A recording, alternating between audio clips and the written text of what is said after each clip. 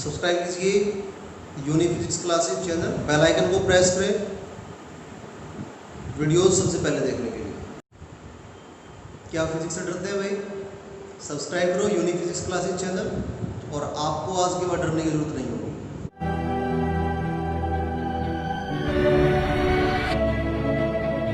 Hello students, good morning. My name is Amit Rohila और आज की इस वीडियो का हमारा जो टॉपिक है moving coil galvanometer.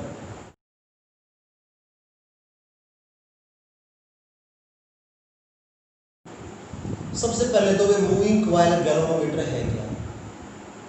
Moving coil galvanometer का मतलब है वो इलेक्ट्रिकल डिवाइस जो क्या काम आता है, किसी भी स्मॉल अमाउंट ऑफ करंट को डिटेक्ट करने के काम आता है। The device which used to detect small amount of current, this is not measuring device. ये करंट को मेजर करने का डिवाइस नहीं है, ये करंट को सिर्फ डिटेक्ट करता है। एग्जाम्पल लेके अगर बात करें, जैसे आप मेट्रो में ट्रैवल करते हो तो मेट्रो में क्या होता है भाई, मेट्रो में एक मेटल डिटेक्टर आपकी बॉडी के ऊपर से मूव कराते हैं ना।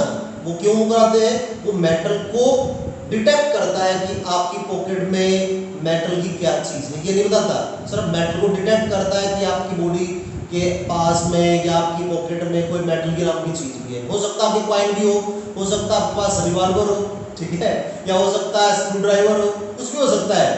तो इसका मतलब वहां आपके पास मेटल की चीज को डिटेक्ट करता है। तो ये करंट को डिटेक्ट करने के काम आता है कि करंट वायर में फ्लो कर रहा है या नहीं कर रहा है। It will not tell about the amount of current flowing in the wire, it will tell the current is flowing और नॉट। ठीक है, तो भाई फर्स्ट पॉइंट क्लियर है। इसकी स्टेटमेंट क्या कहती है? The electrical device which is used to detect small amount of current is known as moving coil galvanometer. The device which is used to detect small amount of current, जो current की small amount को detect करने के काम आता है, क्या कहलाएगा भाई?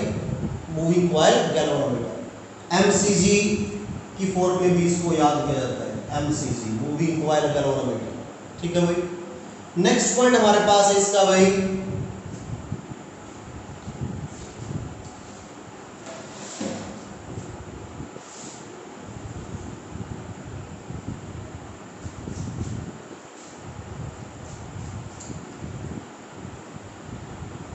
नेक्स्ट पॉइंट हमारे पास है भाई प्रिंसिपल। प्रिंसिपल क्या है? इस डिवाइस का प्रिंसिपल है, जब भी किसी करंट कैरिंग कॉइल को मैग्नेटिक फील्ड में रखा जाता है, जब भी किसी करंट कैरिंग कॉइल को मैग्नेटिक फील्ड में रखा जाता है तो उस पर एक टॉर्क लगता है, और टॉर्क अगर लगेगा तो क्या होगा? वो रोटेट करेगा। ठीक बात है। Whenever any rectangular or circular current carrying coil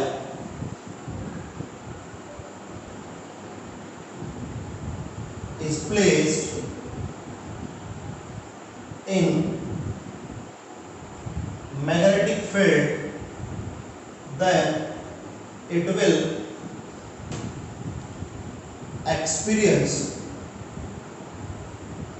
torque. ठीक है भाई, तो टॉर्क लगेगा, और टॉर्क अगर लगेगा तो क्या करेगा भाई? रोटेट करेगी वो चीज, डिफ्लेक्ट करेगी। नेक्स्ट पॉइंट हमारे पास है भाई डायग्राम। ये हमारे पास है डायग्राम भाई।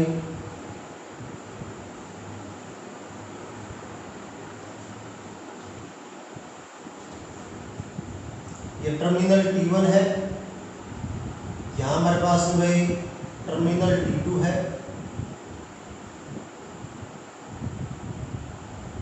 इसके बाद ये वायर अटैच है यहाँ पे भाई, और यहाँ बीच में लगा रखा मिरर, इसके ऊपर पेस्ट किया हुआ है वायर के ऊपर।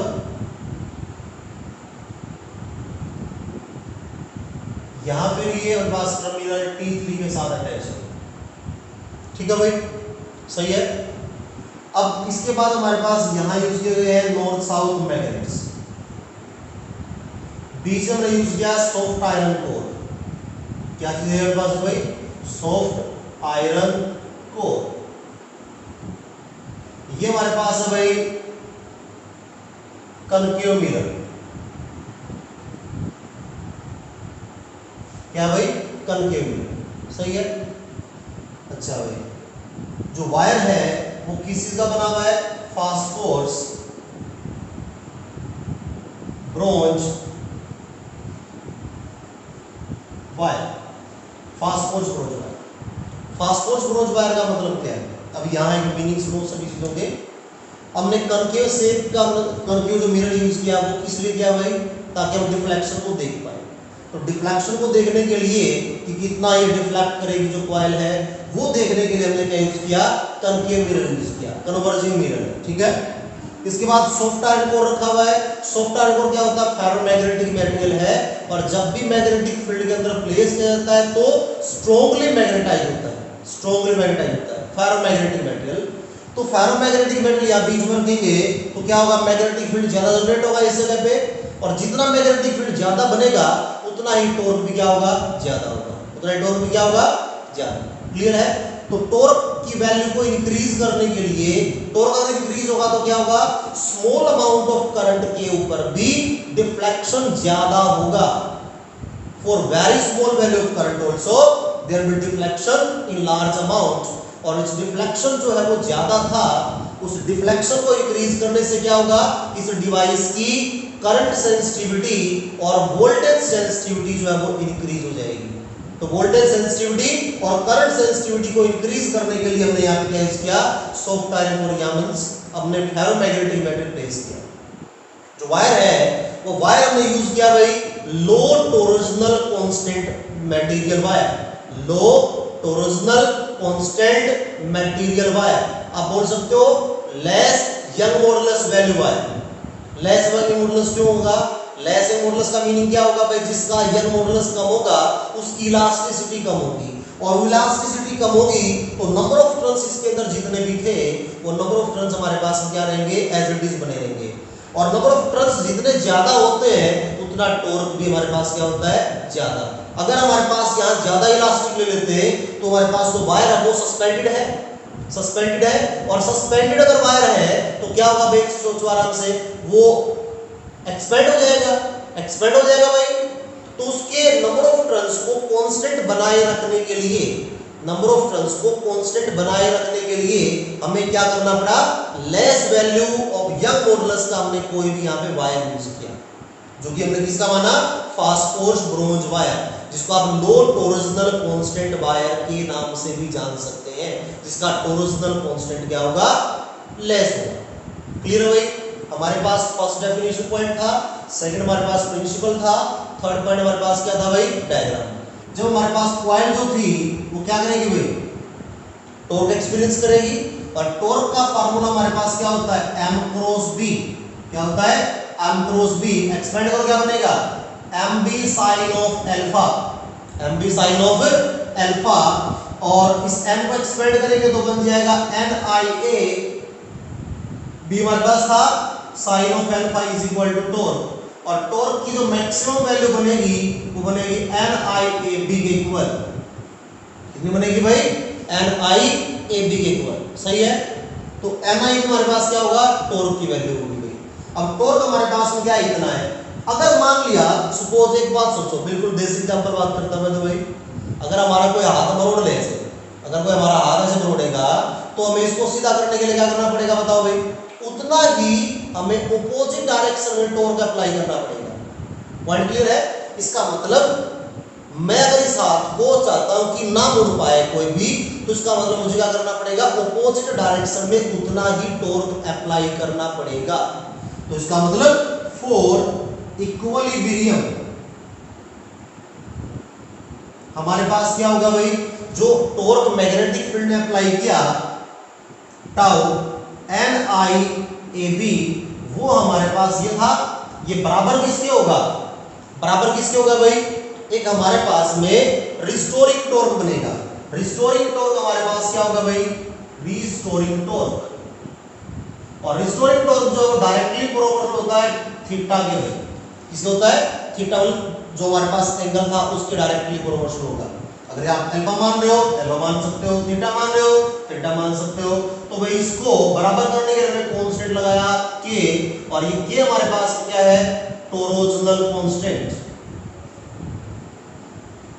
ठीक है भाई, टोरोजनल कांस्टेंट। तो ये हमारे पास अप्लाइड टॉर्क और ये हमारे पास में क्या है? Restoring torque. दोनों क्या होंगे हमारे पास में भाई? बराबर होंगे। दोनों हमारे पास में क्या होंगे? बराबर होंगे। और यहां से अगर मैं करंट की वैल्यू अगर निकालूं तो वैल्यू आएगी के डिवाइड बाय में एनबीए इनटू में अल्फा। के हमारे पास में क्या है? कांस्टेंट है, N number of turns fix है, मैग्नेटिक फील्ड भी फिक्स है, एरिया जो हमारे पास कॉइल था वो भी फिक्स है। तो हमारे पास ये पूरी की पूरी टर्म क्या बन जाएगी? कांस्टेंट। क्या बन जाएगी भाई? कांस्टेंट। और यहां से हमने क्या किया? I इज इक्वल टू इस पूरी टर्म को नाम दे दिया अनदर कांस्टेंट, और इस कांस्टेंट को नाम दिया गया गैल्वेनोमीटर कांस्टेंट। क्या नाम दिया गया भाई? Galvanometer constant. और इसका डायरेक्टली मीनिंग है I directly proportional to alpha. तो जितना डिफ्लेक्शन ज्यादा होगा उस रेक्टेंगुलर कॉइल में, जितना डिफ्लेक्शन ज्यादा होगा दैट मींस उतना टॉर्क फ्लक्चुएट कर रहा होगा, और जितना टॉर्क फ्लक्चुएट कर रहा होगा दैट मींस हमारे पास में हम क्या कह सकते हैं? वहां करंट उस वायर के अंदर भी ज्यादा अमाउंट में था।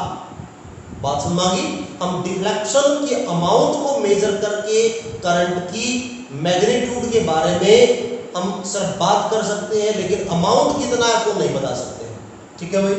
इसके बाद नेक्स्ट पॉइंट हमारे पास है भाई करंट सेंसिटिविटी। करंट सेंसिटिविटी क्या चीज है?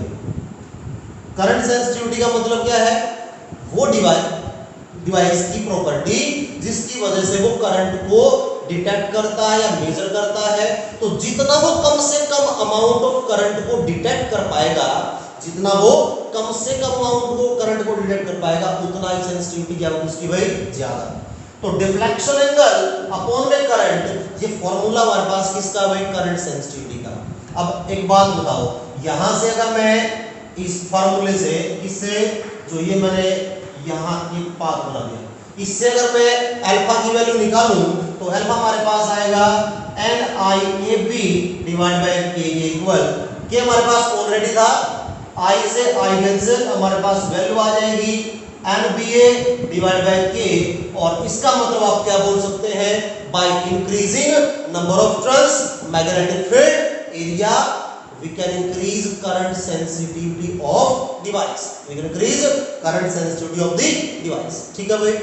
नेक्स्ट हमारे पास है भाई वोल्टेज सेंसिटिविटी। वोल्टेज सेंसिटिविटी क्या है? वोल्टेज सेंसिटिविटी का मतलब है deflection angle divide by voltage, deflection angle divide by में वोल्टेज। और डिफ्लेक्शन एंगल का फार्मूला हमारे पास क्या है? NIAB divide by K। V को क्या लिख सकते हैं भाई? I into R। तो मैंने पुट कर दिया I इंटू R, I से I कैंसिल, हमारे पास वैल्यू आ जाएगी NBA डिवाइड बाय में K इंटू R। और इसका मीनिंग आप क्या बात कर सकते हैं?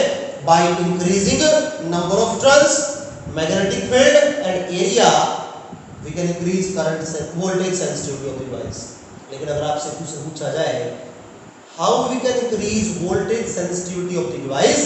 Bye keeping number of turns, magnetic field, area constant. तो आपका आंसर जो होगा और जो होना चाहिए वो क्या होगा? By decreasing resistance of the wire. अगर हम R की वैल्यू को डिक्रीज कर दें, R की वैल्यू को क्या कर दें भाई? डिक्रीज। किसकी वैल्यू डिक्रीज कर दें? R की वैल्यू को। तो R अगर हमारा डिक्रीज होगा तो क्या होगा हमारे पास है भाई? जो VS की वोल्टेज सेंसिटिविटी, इसको डिनोट करेंगे VS से, करंट सेंसिटिविटी को डिनोट करेंगे IS से। तो वोल्टेज सेंसिटिविटी हमारे पास में क्या होगी भाई? इंक्रीज हो जाएगी। क्लियर है भाई? कोई डाउट नहीं है? अगर आपको इस वीडियो से रिगार्डिंग कोई भी डाउट अगर आपको लगता है तो आप नीचे कमेंट बॉक्स में आप जो है अपना कमेंट में डालें, और मैं पूरी कोशिश करूंगा आप सभी के जो कमेंट्स हैं उनमें जो डाउट्स आपके क्यूरीज हैं उनको सॉल्व आउट करने के लिए। Thank you.